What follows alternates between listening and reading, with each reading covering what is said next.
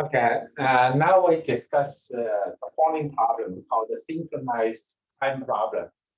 So what we have a mountain range, which is defined by a polygonal curve in a plane. Okay, so it's above zero.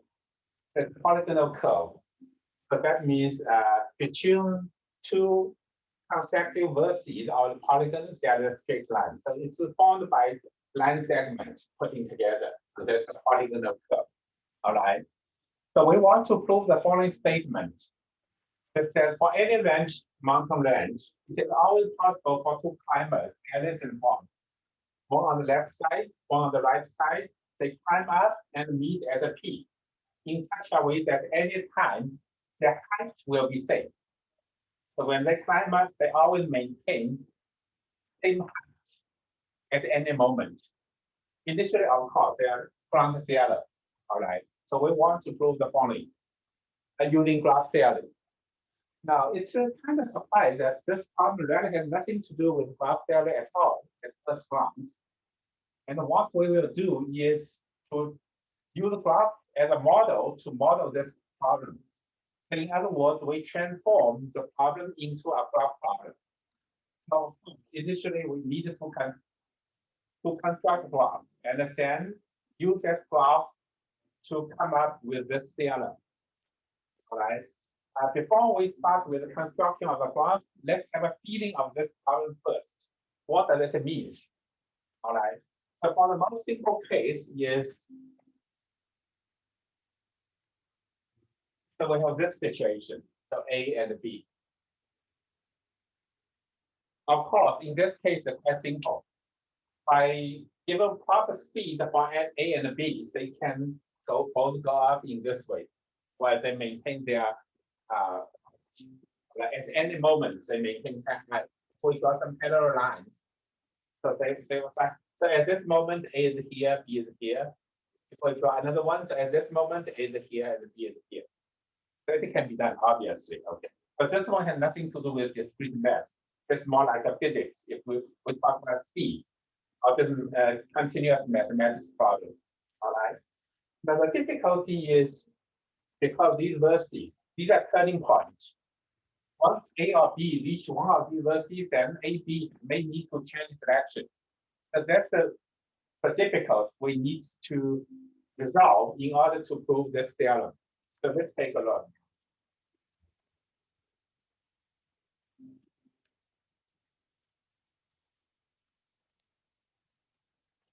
Okay, so let's take a look at this situation.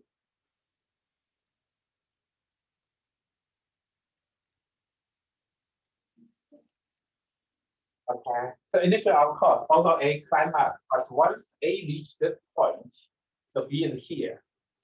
So both of them climb up, so that's no problem. Now, once all reach that point, then A descending in this way and B have to descending backwards, basically. So along this way. All right. Now, once they reach this point again, then they both climb up in this way. So they can do it. In that case, of course, it's easy. But the problem is the mountain range can be of any shape. If we do not do it carefully, we may stuck in the middle. All right. So let's take a look at the following situation.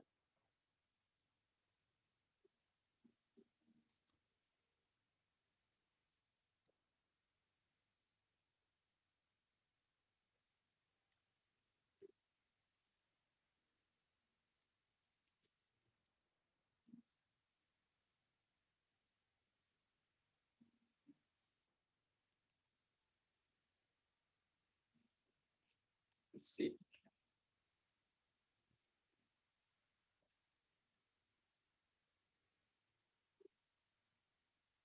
Okay. So due to our same height. Okay. Let's see. So due to our same height. So in that case, if A, B climb up in this way. So they both climb up. B climb up, they reach same height at this point. All right. Now if both descending this way, B descending this way, A, B descending, this one, A descending, this one. They reach this point.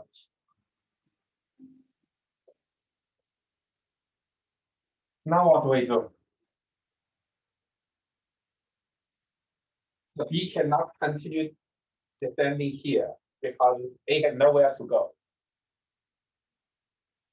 So in this case, actually what happens is this one has to go up. So this one goes up. Then this one go all the way down, this one go all the way down. Then this one go all the way down in this. Go all the way down to reach this point. Okay, then this one go up again. And then this one go down, this one go down. So it can be quite complicated. Even for the simple mountain range, it's not obvious already. Not to mention that mountain range can be of anything actually. It can be very, very complicated. For example, mountain range can look like this.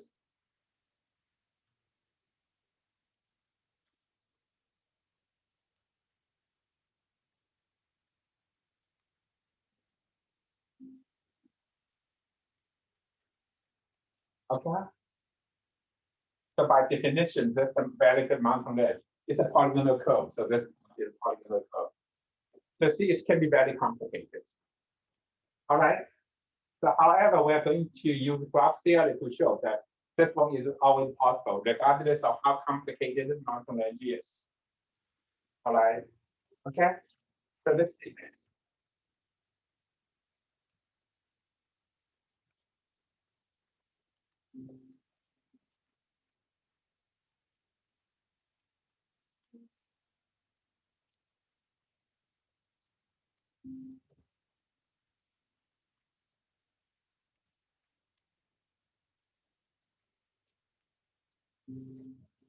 For simplicity, we can assume two things. One is only one peak, single peak.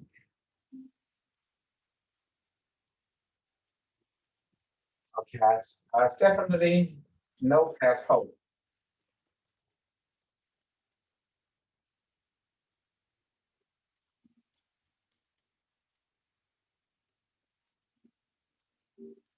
So we make two assumptions. One is we only work on a single peak. Secondly, no plateau.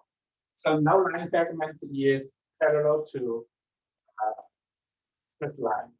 All right.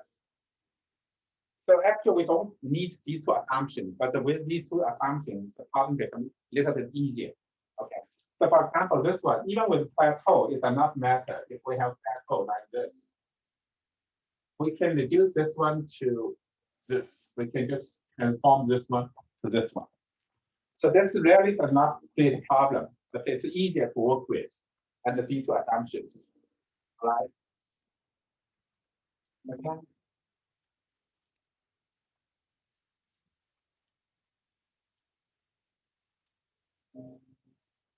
So what we are going to do is to construct a graph so that the problem can be discussed under that graph.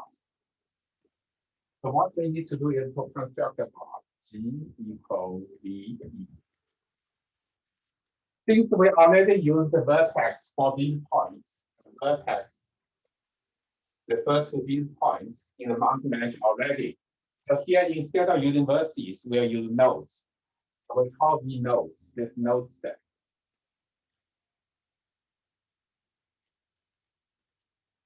All right.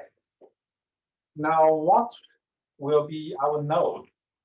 It's not just these vertices, no, but these vertices play important role in order to define our nodes. Right? So in order to have nodes for our graph, we need to discretize the problem. So here is a continuous curve. So there are many points. We cannot use our point. Actually, we can, but that's things are complicated. Instead, we want to use finite number of points on the curve, then use these points to define our nodes. Right? So of course, these vertices play important role. So what we do is for each vertex in the polygonal curve, we draw parallel lines for each of them.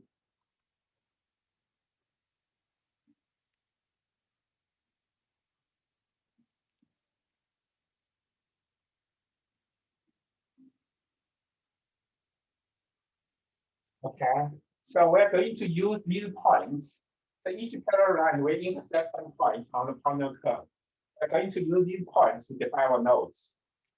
Now, under assumption there are one single peak, so that will divide polygonal curve into two parts.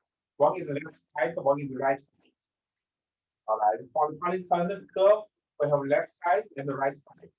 Now we will name these points as follows. On the left side, we use AI. So here is A, let's start with A0, then we have A1, A2, A3.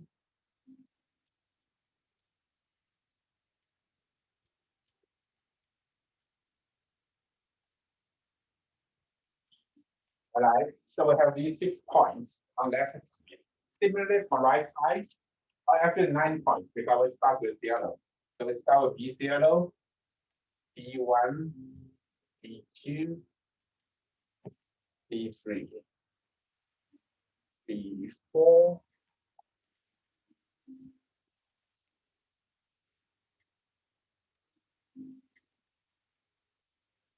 right, so for the peak will be labeled by both AI and BJ. These two subscript may not be same, so this happens to be same. And 9 points on this side, 9 points on this side. Just a coincidence. All right. Now we're going to define our nodes as here are points, one from left side, one from right side. Our nodes. Now we can define our nodes as follows. So this.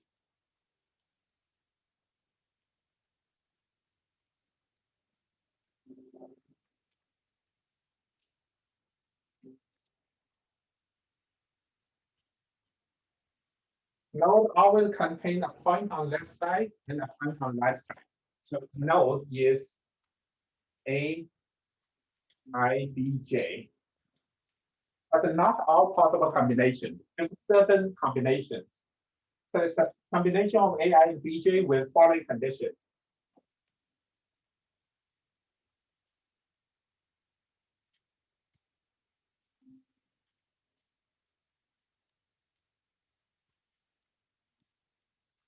They have same patch. Actually, that's such a pair describe the movement of A and B. At that moment, A and B at this particular patch. So that's such a pair, AI and BJ. And secondly, we do not use all such pairs. For example, A1, B1. They have same patch, but that one will not be our node. In order for such a pair to be our node, one of them, at least one of them, needed to be a vertex of the polygonal curve. So other than this one, we need one more condition.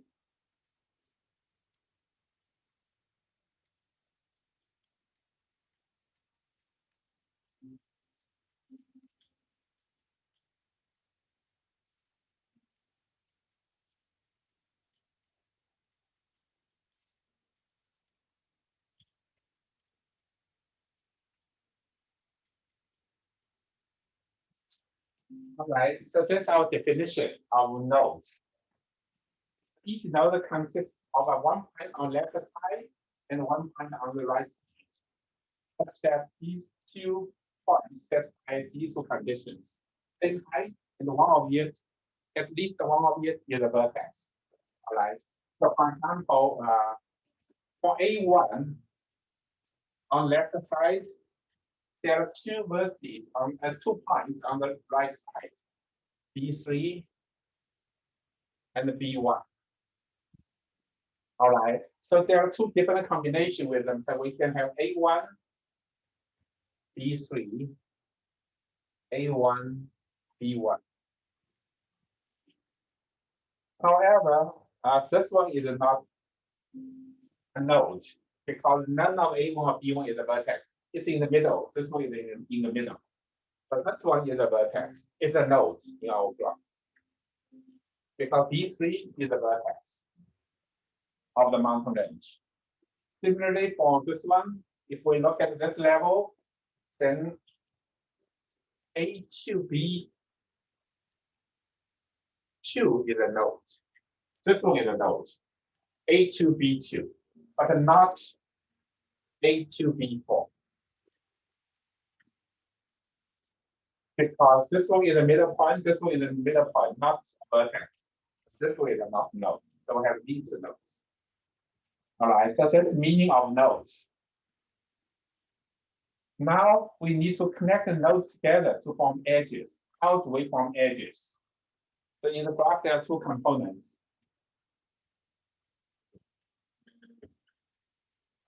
Nodes and edges. So now what are the edges?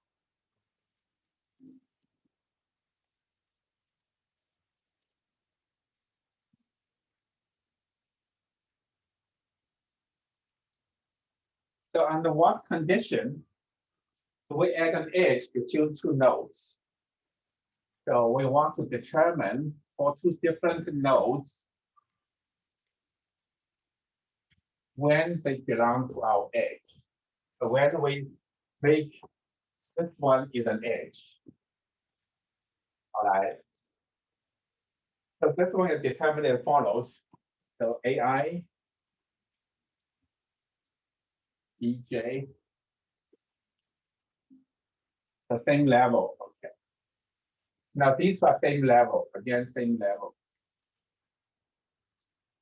Our definition of nodes. And at least one of them is a vertex. Okay. Now, this one become an edge in the graph means a connection between these two is a straight line, and connection between these two is a straight line. Then this one become an edge. So that means we can continuously, for these two people to move, continuously move up to these two points respectively, while maintaining that. All right. When their height will be same. So that's the condition we put an edge between these two nodes. So that means we can continuously moving to this point. All right. Okay, so let's see. For example, let's see. Let's take a look of this example.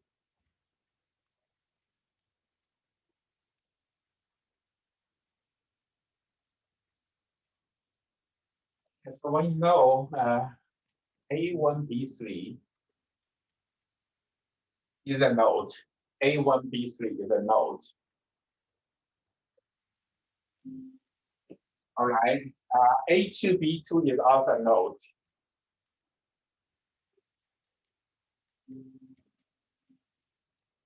A2B2 is also a node. Now, A1B3 is here, A2B2 is here. We can continuously move from here to here. Look at their connection here. There's a straight line here, and here is a straight line. So therefore, there's an edge between these two. So in our graph, there will be an edge between these two nodes. Okay, let's see, another one maybe, say A3.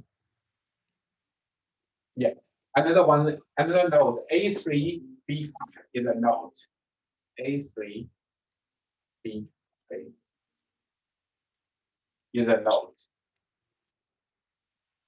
A3B5. All right. Now, A1B3 connection between this one is straight line, this one is straight line.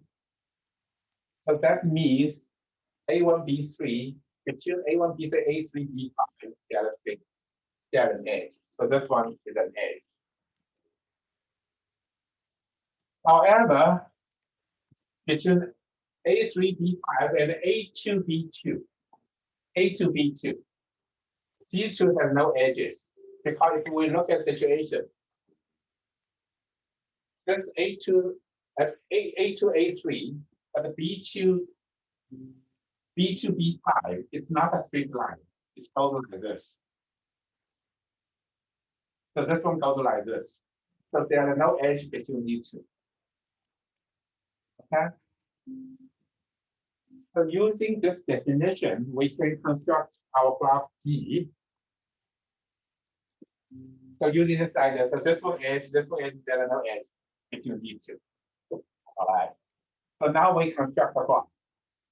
Now, what's the original problem? Our problem in terms of this graph. The meaning of an edge between 2 points or two nodes in the graph means we can move from this node to this node continuously while maintaining that A and B are on the same height. So the problem actually is looking for a path in our graph. So the problem is really we want to show that exists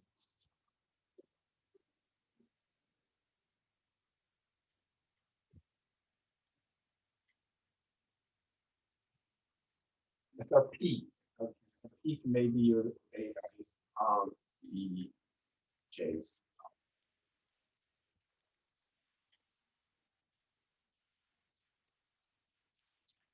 Okay, we have this node is a peak.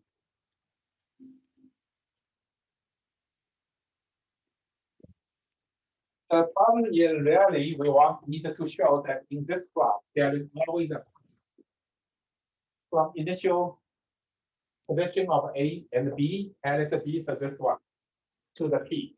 So that's Aij, Ai star and Bj star. So the theorem about mountain range is actually the following statement about our graph.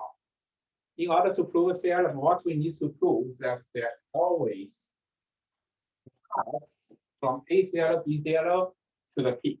If we can do that, then we'll find a way for A0, A and B to climb up to the peak, so that their height will be same all the time.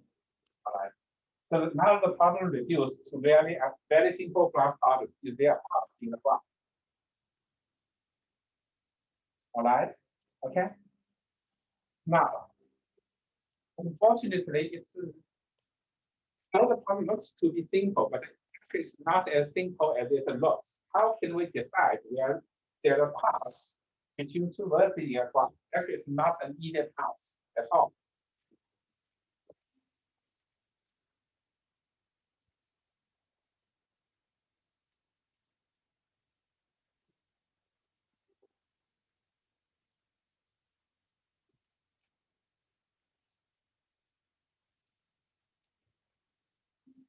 So now we have our range graph, the mountain range graph, called mountain range graph maybe.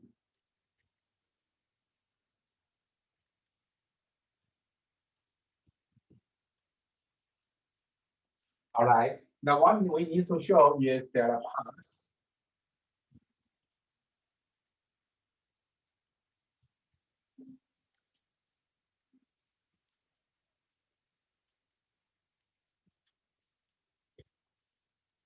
So in order to do this, one way is to show that one possible way is one possibility.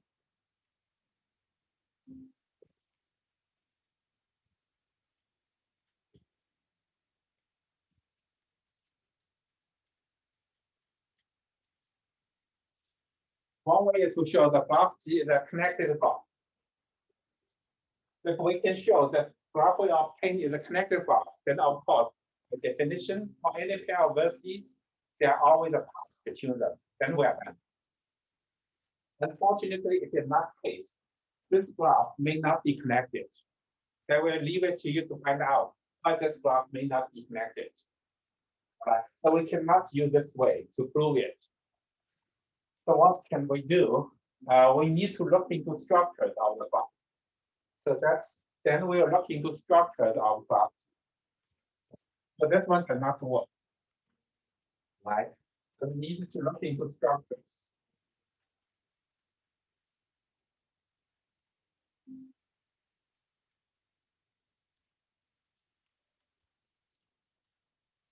But in order to prove this one, we need to study structure of the graph to find out whether these structure will help us to show that there always exists such a place. Right? Now, in order to do that, let's see what kind of structure we have. Actually, in this case, the structure very, very simple. We look into degrees of vertices or of nodes. The structure actually here we only need to consider degree of nodes. Very simple structure.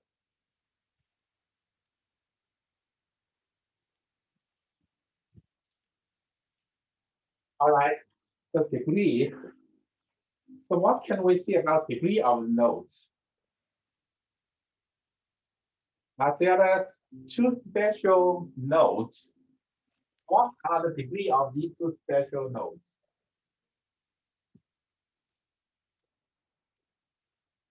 So first, let's take a look at degree of these two special nodes.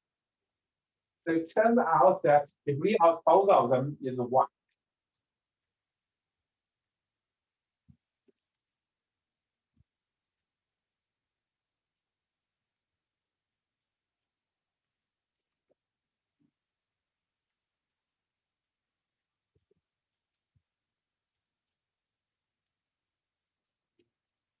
All right. But in this case, it's quite easy to see. For these two, A0, B0, the only way for them to move up. Like suppose of the move up. The first, there's only one vertex that will be adjacent to that is the first vertex in C. When they move up, there will be first vertex. So for node defined by the first vertex, there will be the edge. There are no other nodes in the graph will be adjacent to A0, B0 because they move up. The only way is moving up. Similarly, for the peak, the only way is one that is down. The first vertex actually is down. Okay. So in this case, it's A6, B6. If you look down the first vertex, then we have to make a decision at that vertex. So the node defined as that vertex will be adjacent to the peak. So both of them have degree 1. Okay.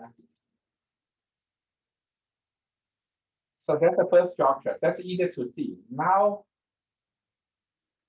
for other nodes,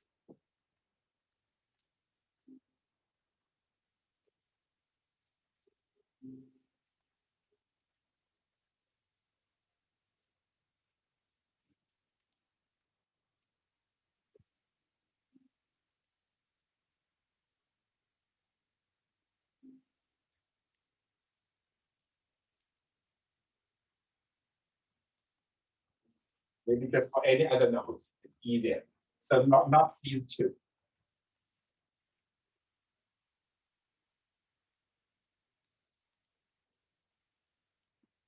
A, I, B, J. What we have is their degree.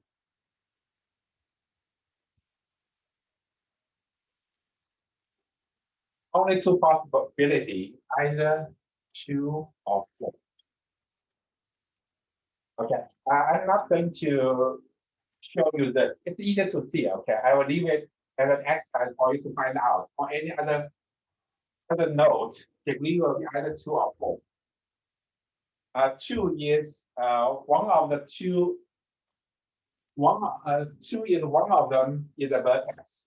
4 is when both of them are vertices of the polygonal curve. Then it may be 4. Otherwise, 2. But I will not get into details. It's easy to find out that for any other nodes, their degree will be either 2 or 4. All right, so that's good enough. for our purpose. So by looking to structure of G, what we have discovered is in this graph G. So let me summarize what we have get obtained.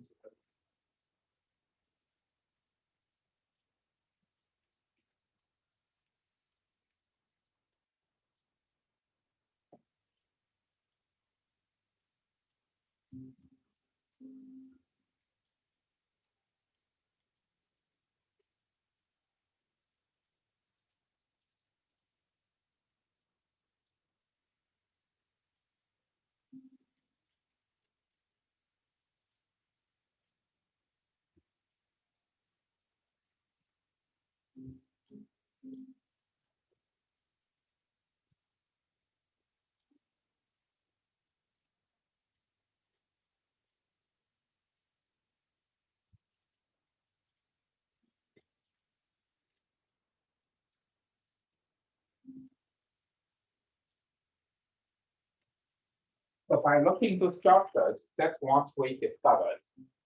So for graph G, exactly two nodes have degree 1, namely the initial node and the peak node.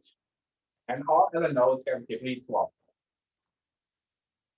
Okay. But then so what? How can it help us to show this one?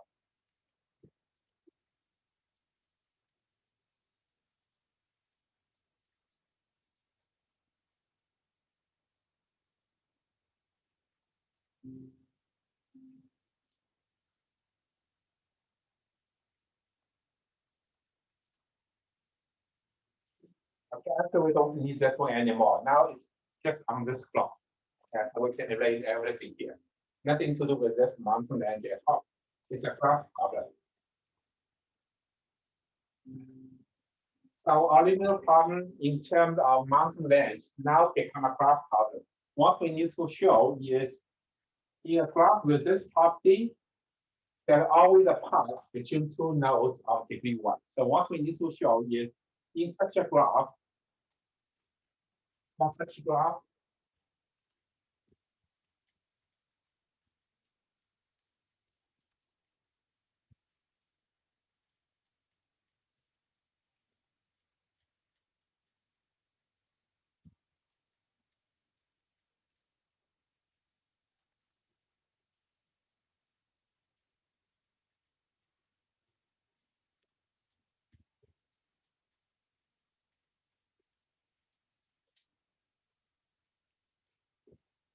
that's what we need to show. For these two degree 1 nodes, there is always a path between them. So why is this one be the case? All right, so let's take a look at this graph G. Note the graph G may not be connected. It can have several pieces.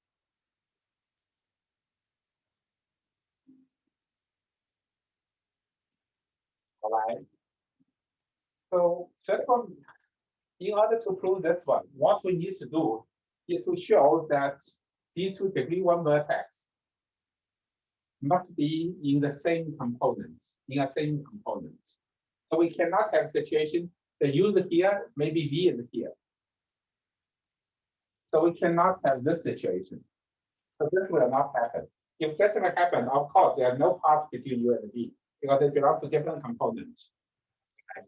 So what we need to show is these two must belong to same component. If that's the case. All right. So in order to do this, what we need to do is to show these two nodes must be in a single component.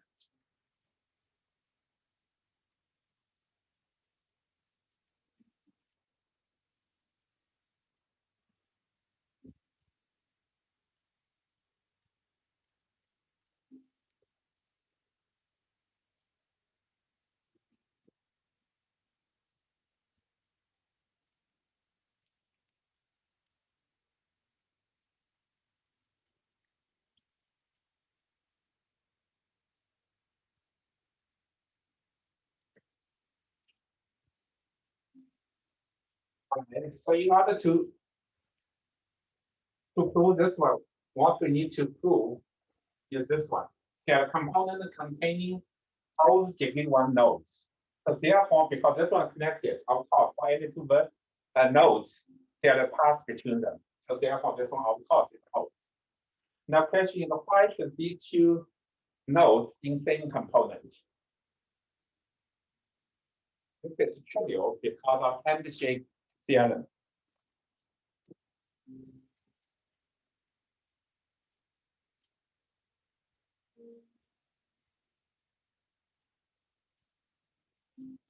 So last week we have this theorem.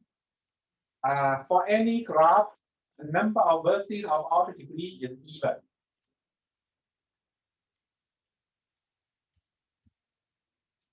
In other words, every graph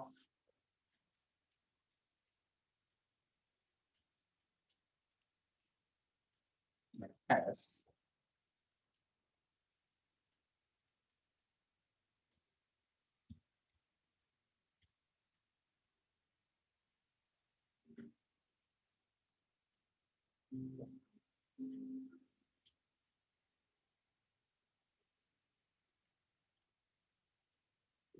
since I've been using nodes, so you say nodes instead of saying vertices, right? The handshake theorem says every graph has an even number of order degree nodes. Okay, now in this graph, every vertex other than these two have even degree. So we have exactly two vertices of order degree. So by this one, they must be in the same component. So this one is a graph. If this one is not there, this graph will contain only one vertex of order degree. But by this theorem, it's impossible. Once I have a vertex of order degree, it has at least another vertex of order degree. So if we use inside this component, B must be inside because this graph has exactly two nodes of order degree. So therefore, that shows whenever using this component, B must be also in this component. Because it's a single component, between every pair of nodes, there are paths connecting them. All right.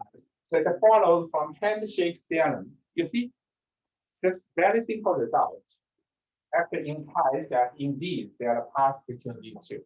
Because it's very simple fundamental result. It's very easy result. All right. Now from here we know these two degree one vertex nodes are in the same component. Therefore, because this one is connected, then for these two degree one nodes, there are paths connecting them. So that means for this node, initial node, and the peak node, these two are the only degree one vertex. They are the only order degree vertex nodes in the graph. Therefore, there is always a path between these two nodes. All right. So that will give us a path in the graph G. And the actual way of working out for Alice and Bob can be obtained from this path. This path actually will tell you how Alice and Bob should walk. The path will tell you when should walk up, then come down, walk up, come down, or whatever. So the path will tell you how to do it. All right. So that's a very good example showing the power of graph theory. So we'll be able to use graph theory to solve a problem that has nothing to do with graph. And that will give you a case of how we use graph theory to solve problems. All right. Of course, it's very difficult. It's not easy at all. It's very difficult to come up with solution for this mountain range problem by oneself. I think it's very difficult. Even to define nodes, probably is not easy. To come up with a definition of node, it's not a trivial matter. It's very need a lot of practice. So that means you have to do a lot of exercise, read a lot of examples in order to understand how one can use. We learn from graph theory to solve practical problems. But so it's difficult. It's a lot of fun. Okay, once you solve it using graph theory, if you can solve a problem using graph theory in this way, it's really a lot of fun. It's really a kind of satisfaction. All right. Okay. I think hope this example will give you a very good idea of how we solve practical problem using graph theory, and also will give you some interest allow the interest into graph theory. So that's maybe become a kind of motivation for you to study graph theory because it's a lot of fun. Okay, it's not fun that you may lose interest. So I hope this will show that there is very a lot of fun to do graph theory. All right. Okay, I think that's it. Okay, so see you on Wednesday. Okay, bye bye.